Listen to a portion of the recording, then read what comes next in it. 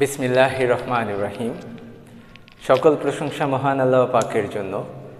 M A. Hashem ইয়াতুন্নেসা ফাউন্ডেশনের শিক্ষা পরিবারের পক্ষ থেকে সপ্তম শ্রেণীর সকল শিক্ষার্থীদের জানাচ্ছি আমার আন্তরিক শুভেচ্ছা এবং সালাম। আসসালামু আলাইকুম। আজকে আমি সপ্তম শ্রেণীর গণিত বই অনুশীলনী 2.3 থেকে আলোচনা করব। এই অধ্যায়টি ঐকিক নিয়ম সম্পর্কিত আমরা জানি। তো আমি প্রথমে একটি অঙ্ক তুলেছি, সেটা হচ্ছে তোমাদের অনুশীলনী 2.3-এর 12 নম্বর অঙ্কটি। আর অঙ্কটি হচ্ছে স্বপন একটি কাজ 24 দিনে করতে পারে। রতন উক্ত কাজ, ঠিক একই কাজ, এই জন্য উক্ত কাজ 16 দিনে করতে পারে। স্বপন ও রতন যদি একত্রে কাজটি করে তাহলে কত দিনে শেষ করতে পারবে? তাহলে দুইজনের ক্ষমতা আসলে দুই ধরনের। কারণ কি, একজন করতে পারে 24 দিনে, আরেকজন করতে পারে 16 দিনে। এখন দুজন যদি একসাথে করে তাহলে কাজটি কত দিনে শেষ করবে? এটা করতে গেলে আমাদের সর্বোপরি বা সর্বদাই আমাদের একদিনের কাজ করতে হবে, কাজ বের করতে হবে। কে একদিনে কতটুকু করে আমরা যদি সেটা বের করতে পারি তাহলে আমরা সম্পূর্ণ কাজটি এখান থেকে বের করতে পারবো। তাহলে আমাদের এই ধরনের অঙ্ক থাকলে আমরা প্রথমে একদিনের কাজ বের করে ফেলবো। ঠিক আছে, আমরা যেন মাথায় এটা রাখি। তাহলে এখানে সমাধান আমরা করি। এখানে কি করব? প্রথমে আমরা একদিনের কাজ বের করব। কার? স্বপনেরও এবং রতনেরও। তাহলে আমি এখানে লিখতে পারি স্বপন একটি কাজ। আচ্ছা, আমি কি করি? এখানে লিখব স্বপন 24 দিনে, যেহেতু আমি একদিনে বের করব আর কাজটা তাহলে পরে থাকবে। তাহলে স্বপন 24 দিনে করতে পারে কয়টি কাজ? একটি কাজ। যেভাবে বলা আছে আমরা ঠিক ওইভাবেই করব। তাহলে স্বপন 24 দিনে করতে পারে একটি কাজ। এখন আসো, স্বপন তাহলে কি করবে? স্বপন একদিনে করতে পারে। তাহলে আমি জানি যে কাজটা সে 24 দিনে করে, তাহলে একদিনে সে কাজটা সে করতে পারবে? কখনোই না। তাহলে কিছু অংশ করবে। তাহলে সেটা কত অংশ? 24/1 অংশ কাজ। ঠিক আছে,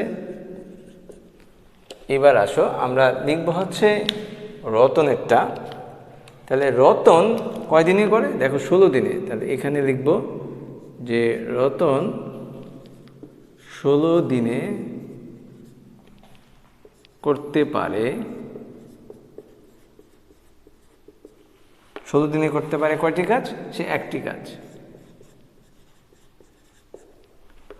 অতএব রতন একদিনে করতে পারে, উপরে 1 নিচে হবে 16 অংশ কাজ। এখানে আমরা দুইটার যে দেওয়া আছে সে দুইটা অংশ অংশ করে বের করলাম। এখানে আবার লিখতে পারো দ্বিতীয় স্টেপে আসার আগে যে আবার রতন 16 দিনে করতে পারে একটি কাজ। এখন দেখো, দুইজনেরই একদিনের কাজ আমি বের করতে পেরেছি।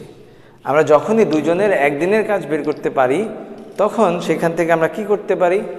সেখান থেকে আমরা দুইজনের মোট একদিনের কাজ কতটুকু সেটা বের করতে পারি। তাহলে আমরা এখন বলতে পারি যে স্বপন ও রতন একত্রে কি করে?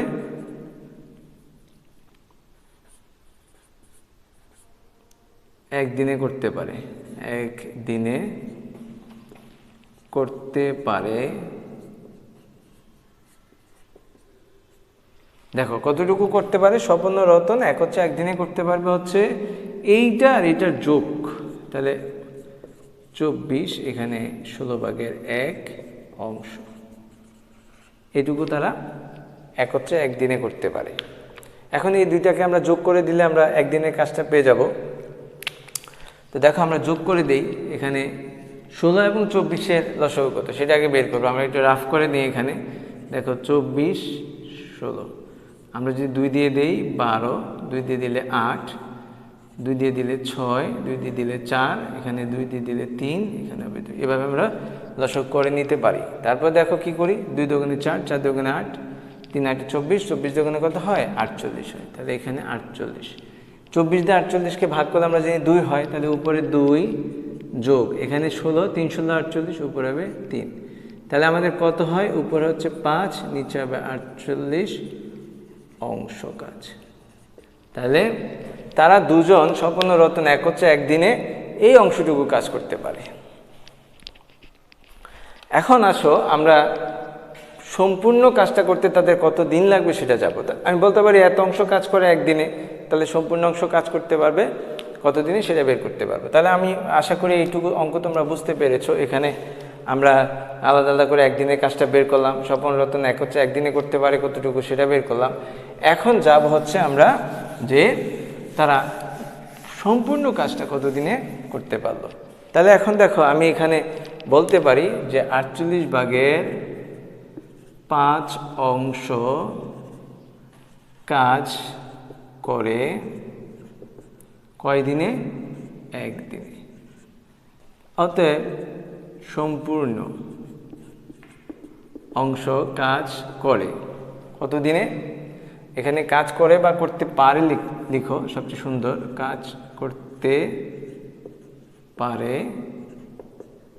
এক দিনে। তাহলে কত অংশ করতে পারবে, এটা বাঘ যেহেতু হবে সেজন্য এটা উল্টা যাবে। আমরা সবসময় এটাকে খুব সহজে মনে রাখবো যে এই ধরনের অঙ্ক আসলে আমরা এটাকে উল্টায় দিব, হ্যাঁ, তারপরে করব। এখন আসো এখানে যদি আমি করি 48/5, ঠিক আছে, এত দিনে। তো এইটাকে আমরা যদি সমস্ত আকারে লিখতে চাই তাহলে কিভাবে লিখব, এটাকে আমরা পাশেও ভাগ করে দিতে পারি। যেমন এইভাবে যদি আমি ভাগ করি তাহলেও হবে 48, 9 বার দাও, তাহলে আমার কত থাকবে 3। হ্যাঁ, তাহলে আমাদের ভাগফলটা কত হবে, এখানে এত দিনে। আশা করি তোমরা বুঝতে পেরেছো এই অঙ্কটা। তো আমরা এখানে এরকম অপ্রকৃত ভগ্নাংশ পেলে সেটাকে মিশ্র ভগ্নাংশ করে দিব। আর যদি এখানে প্রকৃত ভগ্নাংশ পাই তাহলে তার ভাগ করা যাবে না, সেক্ষেত্রে যেমন থাকবে তেমন। তাহলে এই অঙ্কগুলো আসলে এত সহজেই করা যায়। আশা করি তোমরা এটা বুঝতে পেরেছো। আমি তোমাদের বইয়ের 13 নম্বর অঙ্কটি করব। হ্যাঁ, অত্যন্ত গুরুত্বপূর্ণ একটি অঙ্ক। প্রশ্নটি আগে পড়ি। এখানে বলা আছে হাবিবা ও হালিমা একটি কাজ একত্রে 20 দিনে করতে পারে। তারা একটা কাজ যদি দুজন মিলে একত্রে করে তাহলে 20 দিনে করতে পারে।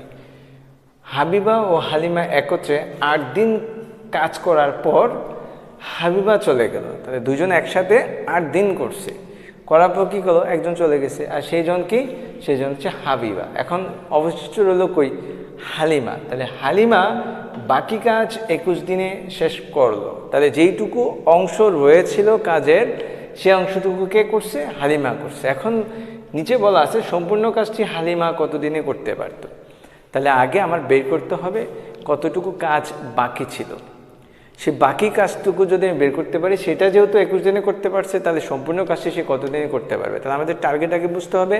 টার্গেট হচ্ছে আমাদের বাকি কাজটুকু আগে বের করা। বাকি কাজ কীভাবে বের করা যায়, যেহেতু তারা 20 দিনে একত্রে করতে পারে আর 8 দিন যেহেতু করছে, তাহলে আমরা এখান থেকে খুব সহজেই বাকি কাজটুকু বের করতে পারি।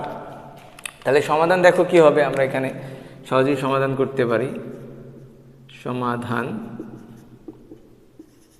কি হচ্ছে, যে এখানে আমরা বলবো যে হাবিবা ও হালিমা দেখো একত্রে, আমরা একটু টেকনিক্যালি এটা লিখব। এখানে হাবিবা হালিমা একত্রে লিখে কমা দিয়ে নিচে চলে আসবো, যাতে করে আমাদের এক লাইন যখন বড় হয়ে যায়, পৃষ্ঠা পার হয়ে যায়, এটা যাতে ঝামেলা না করে, সেজন্য আমি বলছি যে টেকনিক্যালি এই লাইনটা সুন্দর করে লিখে কমা দিয়ে নিচে নিয়ে আসবা। সেটা কি, হাবিবা ও হালিমা একত্রে। দেখো এখানে লিখতে পারি আমরা 20 দিনে করতে পারি। যেহেতু আমরা দিনটা এখানে আইডেন্টিফাই করা আছে 8 দিন, তাহলে দিন এই দিকে থাকবে, কাজটা থাকবে ওই দিকে। তাহলে 20 দিনে করে বা করতে পারে একটি কাজ। আশা করি বুঝতে পেরেছো। এখানে কি, হাবিবা হালিমা একত্রে 20 দিনে করতে পারে একটি কাজ। ঠিক আছে, এখন আমরা এখানে আবার লিখতে পারি অতএব একদিনে করতে পারে, উপরে 1, নিচে হবে 20 অংশ কাজ। যেহেতু একদিনে কম করবে তাহলে অংশ হয়ে যাবে কাজের।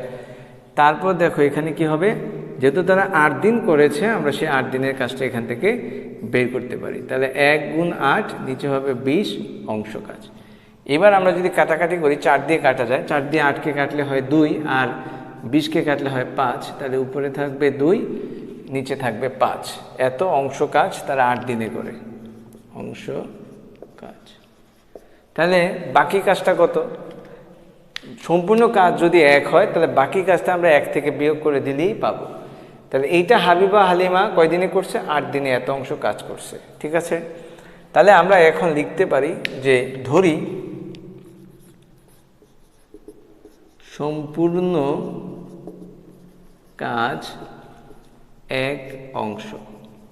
সম্পূর্ণ কাজটাকে আমরা 1 অংশ ধরে নিলাম। তাহলে আমরা বলতে পারি যে অতএব অবশিষ্ট কাজ বা বাকি কাজ, যেটা এখানে বলা আছে যে বাকি কাজ, আমরা যদি বাকি কাজও লিখি তাতেও কোনো সমস্যা নাই, অবশিষ্ট লিখলেও সমস্যা নাই। তাহলে অবশিষ্ট কাজ এত অংশ। কিভাবে এত অংশ? যেহেতু এটুকু করছে এই মূল কাজ 1 অংশ থেকে, তাহলে আমরা এটাকে এখান থেকে বিয়োগ করে দেব। কার থেকে? 1 থেকে, যেহেতু 1 হচ্ছে সম্পূর্ণ কাজ।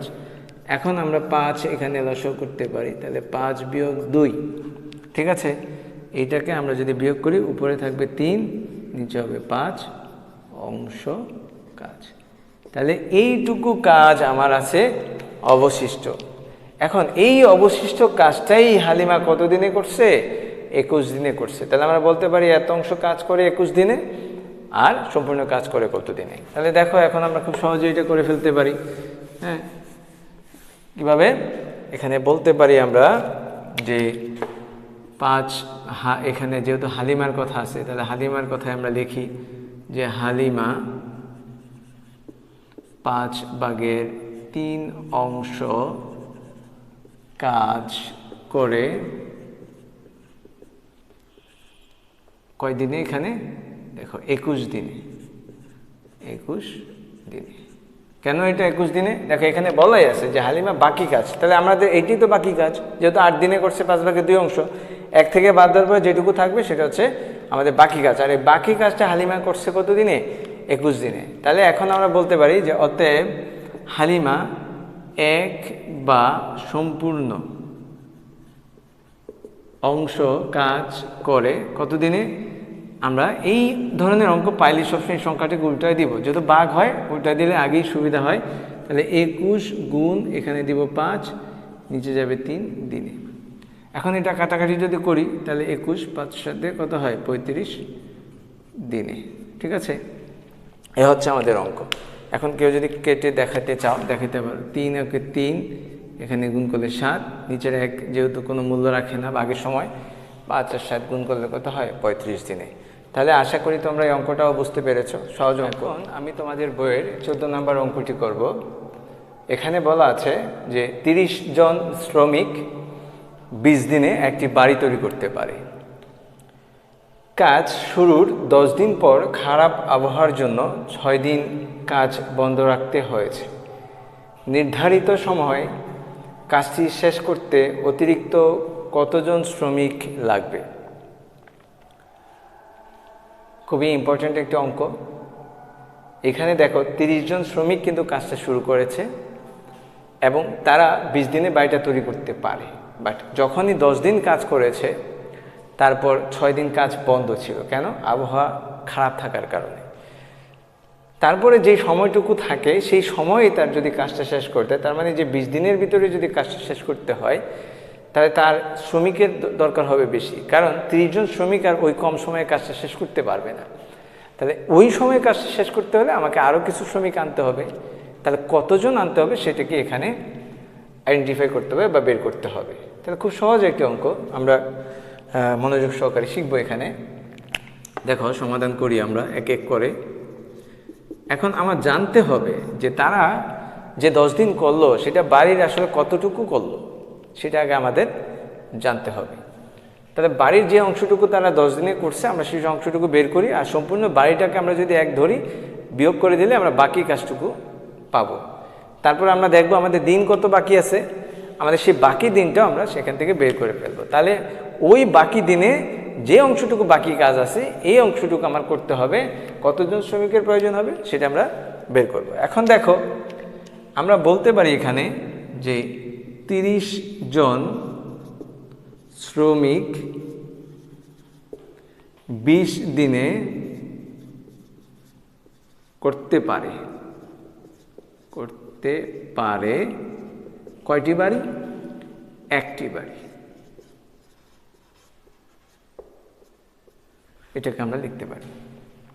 এখন যেহেতু এখানে শ্রমিকের সংখ্যা চেঞ্জ হবে না, দিনটা শুধু চেঞ্জ হয়, আমরা এটাকেই লিখবো। অতএব 30 জন শ্রমিক একদিনে করতে পারে। যেহেতু একদিনে কম করবে, তাহলে এখানে ভাগ হয়ে যাবে এত অংশ বাড়ি, এখানে কিন্তু টি হবে না। ঠিক আছে, এইবার আমাদের কাজ করেছে কতদিন সেটা দেখতে হবে। কাজ করেছে এখানে 10 দিন। যতদিন করে আমরা ঠিক ততদিন লিখব। যেহেতু শ্রমিকের সংখ্যা চেঞ্জ হয় নাই, তাহলে 30 জনই থাকবে। তারা কাজ করবে কতদিন? 10 দিন। করতে পারে কত? 1 গুণ 10, নিচে হবে 20 অংশ বাড়ি।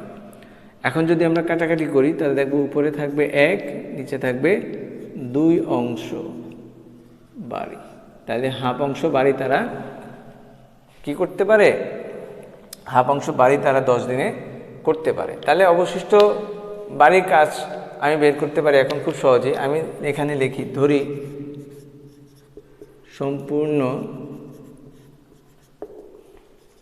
বাড়ি কত অংশ? 1 অংশ। আমরা ধরলাম সম্পূর্ণ বাড়ি হচ্ছে 1 অংশ। তাহলে সেই ক্ষেত্রে আমি এখন অবশিষ্টটুকু বের করতে পারি। তাহলে অবশিষ্ট কাজ বা অবশিষ্ট বাড়ি এখানে লিখতে পারি অবশিষ্ট বাড়ি। তার মানে যেটুকু আমরা করতে পারি নাই সেইটুকু। তাহলে 1 বিয়োগ এত অংশ।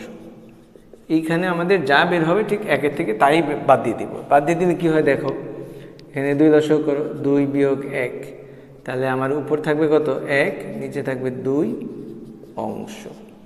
এইটুকু থাকে আমার। তাহলে এইটুকু হচ্ছে অবশিষ্ট বাড়ি। এখন দিন বাকি কত আমার সেটাও বের করতে হবে। ঠিক আছে, তো দিন কতটুকু বাকি সেটা যদি আমি বের করতে পারি, তাহলে আমি কতজন শ্রমিক এখন দরকার হবে অবশিষ্ট বাকি এই কাজগুলো শেষ করতে, সেটা আমরা বের করতে পারবো। তাহলে উপরের অংশটুকু আমি একটু মুছে দিতেছি। এখানে দেখো আমাদের এখন বের করতে হবে দিন বাকি, কারণ আমি 10 দিন কাজ করছি আর 6 দিন কাজ বন্ধ ছিল। তাহলে আমরা বলতে পারি ওই 6 দিনও তো শেষ হয়ে গেছে। তাহলে 20 দিন থেকে 10 দিনও বাদ যাবে, 6 দিনও বাদ যাবে। তাহলে আমার যেটুকু থাকবে ওইটাই থাকবে হচ্ছে দিন। তাহলে এবং আমি বলতে পারি দিন বাকি বা অবশিষ্ট দিন, যেটা তোমরা লিখতে পারো সেটাই লিখবা। দিন বাকি কত? দেখো আমাদের মোট দিন হওয়ার কথা ছিল 20, বা মোট দিন হচ্ছে 20, সেইখান থেকে বাদ যাবে হচ্ছে 10 দিন। আবার খারাপ আবহাওয়া যে হয়েছে সেটাও বাদ যাবে। তাহলে আমরা এইটাকে বাদ দিয়ে দিব, কারণ কি 10 দিন তো কাজ করেছে, বাট 6 দিন কি ছিল? বন্ধ ছিল। তাহলে এই 6 দিনে তো নষ্ট হয়ে গেছে। তাহলে দিন বাকি কি? 10 যোগ 6। আমরা এখন বলতে পারি এখানে 20 বিয়োগ 16 দিন। এখন বিয়োগ করলে আমার কত থাকে? 4 দিন থাকে।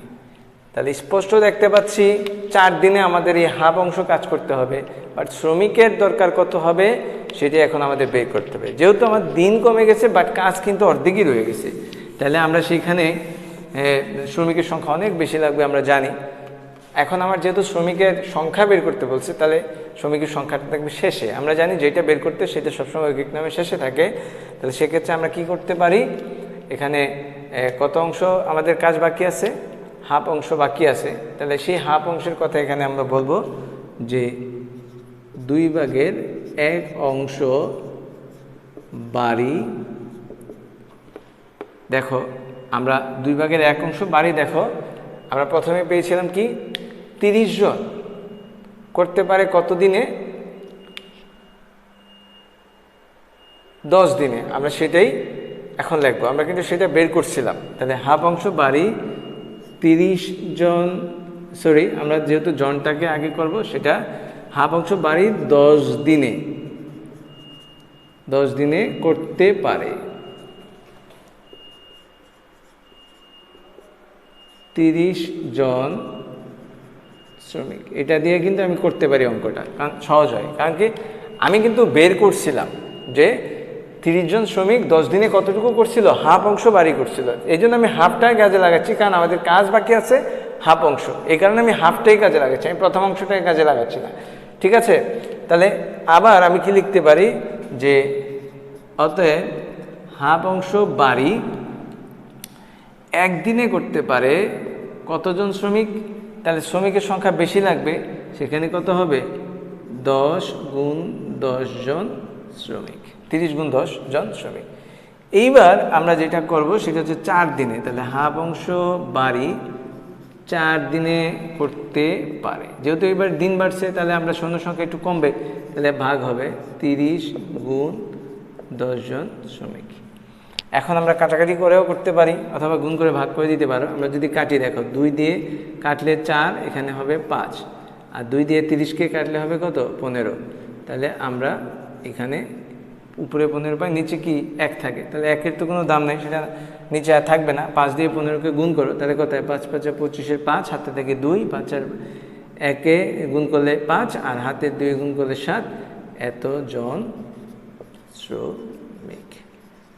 ঠিক আছে, আশা করি তোমরা বুঝতে পেরেছো। এই 75 জন শ্রমিক লাগবে 4 দিনে যদি বাকি কাজটুকু করতে পারে। আবারও বলছি, এখানে আমি এক অংশ বাড়ি 20 দিনে করতে পারে 30 জন শ্রমিক, ওইটা না নিয়ে কেন হাফ অংশ বাড়ি নিলাম? কারণ হচ্ছে আমি হাফ অংশ বাড়ি 10 দিনে করতে পারি 30 জন, এটা জানি। আবার আমাকে বেরও করতে হবে হাফ অংশ 4 দিনে করতে হয়। এই কাজের মিলটা থাকার কারণে আমি হাফ অংশ বাড়ি 10 দিনে করতে পারি 30 জন নিয়ে কাজ করছি, যাতে করে আমার অনেকটা কাজ হালকা হয়ে যায়। তো আশা করি সবাই বুঝতে পেরেছো। এখন আমার এই 75 জন শ্রমিক 4 দিনে করতে পারবে, বাট অতিরিক্ত কত শ্রমিক লাগলো তাহলে সেটা বের করতে হবে। যেহেতু আমাকে বলছে অতিরিক্ত কতজন শ্রমিক লাগবে, দেখো ছিল আমার শূন্য কতজন 30 জন। এখন 30 জন যদি 4 দিন ওই কাজটা করে তাহলে তো করতে পারবে না, তাহলে আমাদের 4 দিনে করতে হবে কতজনে 75 জন লোক। তাহলে আমাদের অতিরিক্ত শ্রমিকটা কত লাগবে সেটা এখন বের করে ফেলতে পারি। অতএব অতিরিক্ত, এখানে আমরা লিখতে পারি যে অতিরিক্ত শ্রমিক লাগবে। অতিরিক্ত শ্রমিক কত লাগবে?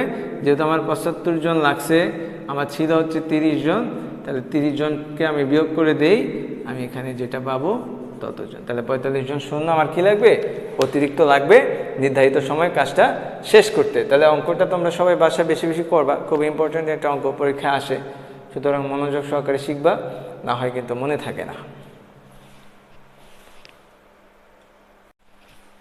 এখন আমি তোমাদের বইয়ের 19 নম্বর অঙ্কটি করব, খুব মজার একটি অঙ্ক। আমরা এখন দেখি, এখানে হচ্ছে স্রোত এবং নৌকার ভিতরে যে সম্পর্ক সেটা। তো আমরা তোমাদের একটু বুঝিয়ে দিই যে স্রোতের অনুকূলে এবং স্রোতের প্রতিকূলে আসলে ঘটনাটা কি। ধরো এটা একটা নদী, এরকম নদী। এখন এইভাবে স্রোত আমরা জানি নদীতে প্রবাহমান। এখন এইটা হচ্ছে স্রোতের দিক, ধরো এটা স্রোতের দিক। এখন কোনো একটা নৌকা, এখান থেকে কোনো একটা নৌকা স্রোতের দিকে যাবে। কোন দিকে যাবে? স্রোতের দিকে যাবে। আমি জানি যে স্রোতের দিকে যদি নৌকাটা যায় তাহলে নৌকার ব্যাগ এবং স্রোতের ব্যাগ কী হবে? একত্রিত হয়ে যাবে। তখন সে কী করবে? আরও সাহায্য পাবে যাওয়ার। হ্যাঁ, যদি স্রোতের ব্যাগ ধরো 2 কিলোমিটার হয় আর নৌকার ব্যাগ যদি হয় 4 কিলোমিটার, তাহলে দুইটা যোগ হয়ে সে 6 কিলোমিটার ব্যাগে যাবে। কারণ কি? এই দুইটা ব্যাগ একসাথে হয়ে যাবে, তখন তার যেতে সুবিধা হবে। এজন্য স্রোতের অনুকূলে যখন আমরা ব্যাগ দেখব তখনই স্রোতের ব্যাগ প্লাস হয়ে যায়, যোগ হয়ে যায় নৌকার ব্যাগ। আবার নৌকাটা যদি এদিক যেতে চায় তাহলে দেখো স্রোত যাচ্ছে এদিকে, নৌকা যাচ্ছে এদিকে, তাহলে স্রোত কী করবে? নৌকাকে ধাক্কা দিবে। কত বেগে ধাক্কা দিবে? তার যত ব্যাগ তত বেগে ধাক্কা দিবে। সেই ক্ষেত্রে নৌকার ব্যাগটা কি হবে? কমে যাবে। কারণ জানি আমি যে নৌকা যেতে যাবে, স্রোত ধাক্কা দিবে, তখন অবশ্যই কি হবে? স্রোতের তারতম্য নৌকার ব্যাগের তারতম্য দেখা দিবে। এবং সেটা কি? সেইটা হচ্ছে যে নৌকার যে ব্যাগটা ছিল সেইটা স্রোতের ব্যাগ যেহেতু 2 কিলোমিটার, 2 কিলোমিটার তাকে প্রেসার দিয়ে কমায় দিবে, সেই জন্য তখন হবে কি? বিয়োগ। তাহলে আমরা এখান থেকে স্পষ্ট বুঝলাম যে স্রোতের দিকে যদি কোনো নৌকা বা যে কোনো জলযান যেতে চায় তাহলে সেখানে স্রোতের ব্যাগটা যোগ হয়ে যায়, আর স্রোতের বিপরীতে যদি কোনো জলযান যেতে চায় তখন সেটা বিয়োগ হয়ে যায়। তো এখানে আমাদের এটা মাথায় রাখতে হবে। তাহলে স্রোতের অনুকূলে নৌকার ব্যাগ হবে কি? নৌকার ব্যাগ প্লাস স্রোতের ব্যাগ। আর স্রোতের যদি প্রতিকূলে যেতে চায় তাহলে নৌকার ব্যাগ কি হবে? বিয়োগ স্রোতের ব্যাগ। সেখানে স্রোতের প্রকৃত কি বলি, সেখানে নৌকার যে ব্যাগটা হবে সেখানে আমরা স্রোতের অনুকূলে ব্যাগ যদি হয় নৌকার ব্যাগ যোগ স্রোতের ব্যাগ, আর স্রোতের প্রতিকূলে যদি ব্যাগ আমরা বের করতে যাই স্রোতের প্রতিকূলে নৌকার ব্যাগ, তখন কি হবে নৌকার ব্যাগ মাইনাস সেখানে হবে বা বিয়োগ স্রোতের ব্যাগ।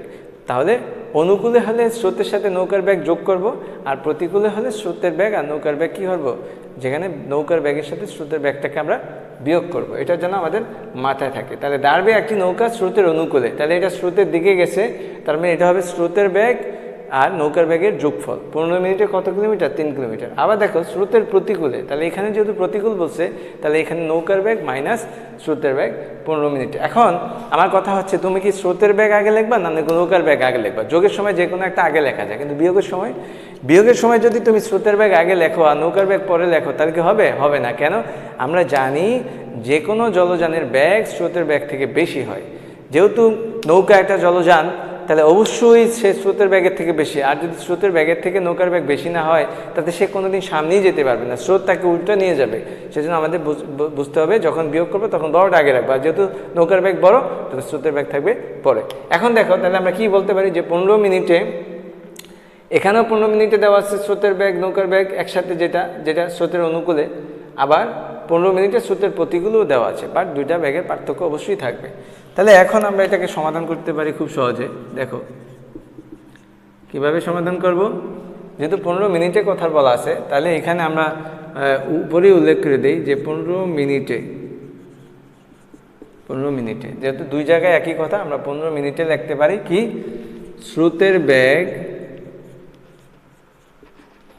স্রোতের আচ্ছা আগে নৌকারটা লিখি, যেহেতু নৌকা বড়, তাহলে এখানে লিখব নৌকার ব্যাগ যোগ স্রোতের ব্যাগ সমান সমান কত? 3 কিলোমিটার। কি লেখা আছে যেটা, এটা দ্বারাই আমরা বুঝি যে কিলোমিটার। তাহলে 15 মিনিটে দুই ক্ষেত্রে একই থাকার কারণে আমি এটাকে উপরে লিখে দিলাম যে 15 মিনিটে নৌকার ব্যাগ প্লাস স্রোতের ব্যাগ বা যোগ স্রোতের ব্যাগ সমান 3 কিলোমিটার। কেন? বারবার বোঝার চেষ্টা করো, এটা হচ্ছে স্রোতের অনুকূলে, আর আমি বলছি কি স্রোতের অনুকূল যখন যাবে নৌকার ব্যাগ আর স্রোতের ব্যাগ কী হবে? যোগ হবে। তাহলে সেক্ষেত্রে আমরা বলতে পারি নৌকার ব্যাগ যোগ স্রোতের ব্যাগ সমান সমান 3 কিলোমিটার। আবার দেখো 15 মিনিটে প্রতিকূলে, স্রোতের প্রতিকূলে 15 মিনিটে 1 কিলোমিটার যায়, তাই সেক্ষেত্রে কী হবে? স্রোতের ব্যাগটা কী হবে? বিয়োগ হবে। তাহলে আমরা নিচে লিখতে পারি যে নৌকার ব্যাগ মাইনাস স্রোতের ব্যাগ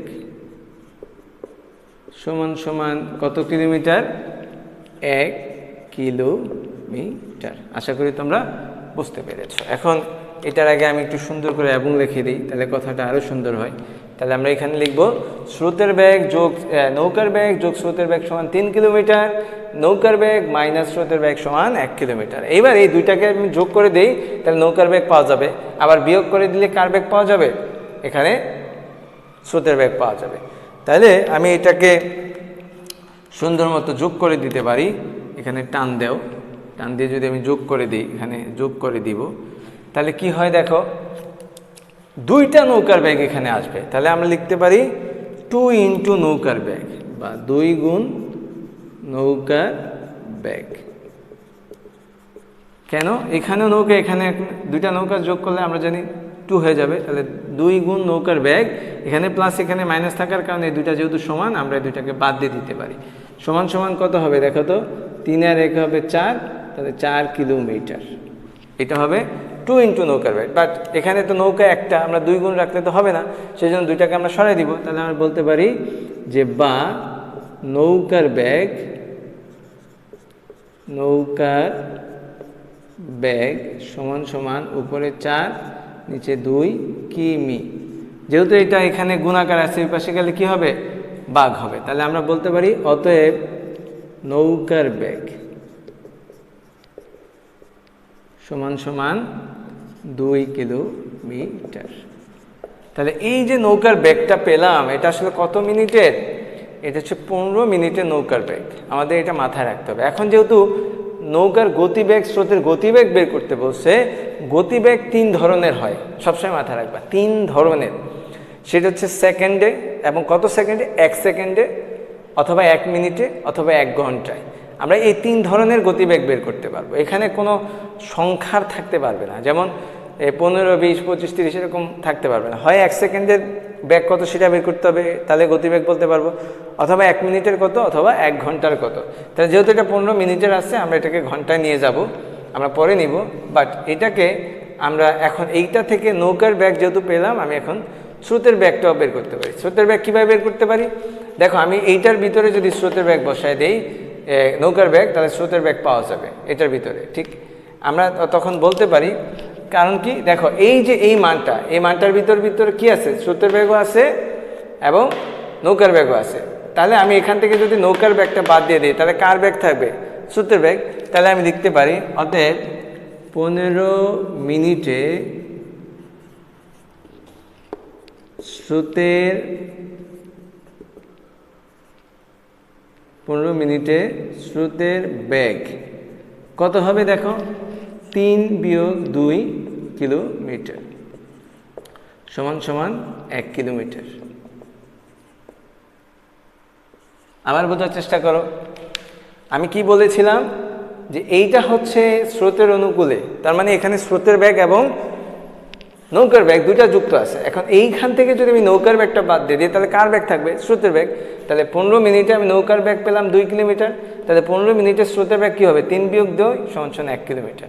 এখন আমরা এটাকে ঘন্টায় যদি রূপান্তর করতে চাই, তাহলে আমরা গতিবেগটা প্রকাশ করতে পারবো, অথবা সেকেন্ডেও প্রকাশ করতে পারি, অথবা মিনিটেও প্রকাশ করতে পারি। যে যেভাবে পারো সেভাবে করবা, সবগুলো পদ্ধতি সঠিক। তাহলে এখন আমি বলতে পারি যে 15 মিনিটে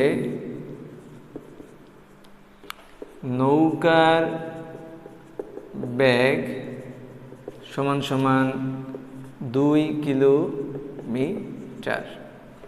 ঠিক আছে?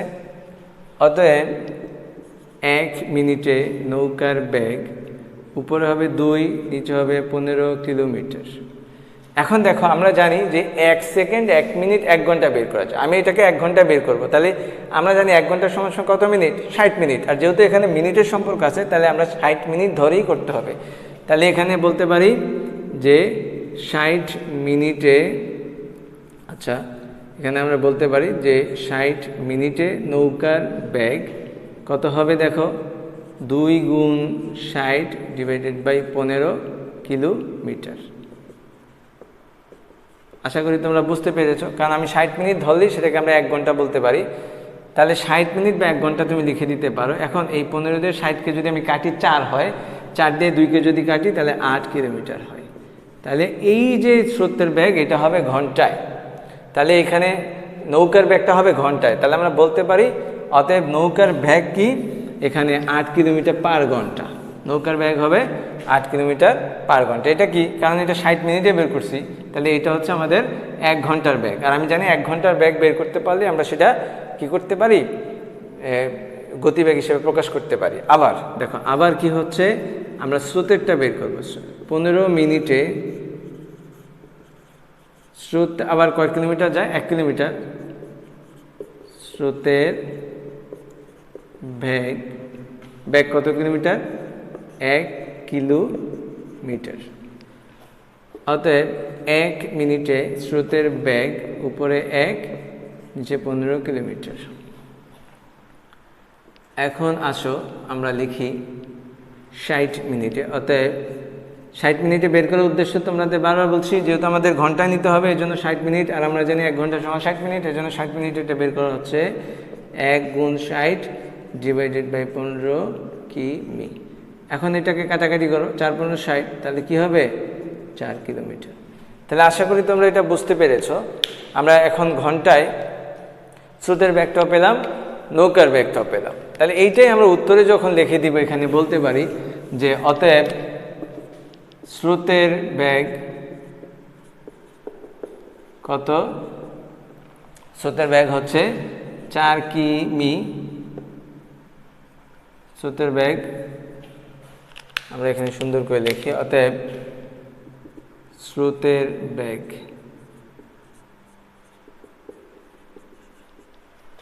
4 কিলোমিটার কি পার ঘন্টায়, এবং নৌকার ব্যাগ 8 কিলোমিটার সেটাও কি পার ঘন্টায়।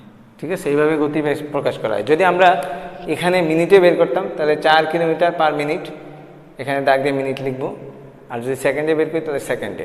এভাবে গতিবেগ প্রকাশ করতে হয়। সেটা কি এই সময় এবং যেই দূরত্বটা আমরা যে এককে প্রকাশ করি সেটা ডিভাইডেড বাই আকারে লিখে দিতে হয়। তাহলে আশা করি অঙ্কটাও তোমরা ভালো করে বুঝতে পেরেছো এবং অত্যন্ত গুরুত্বপূর্ণ অঙ্ক, ভালো করে শিখবে।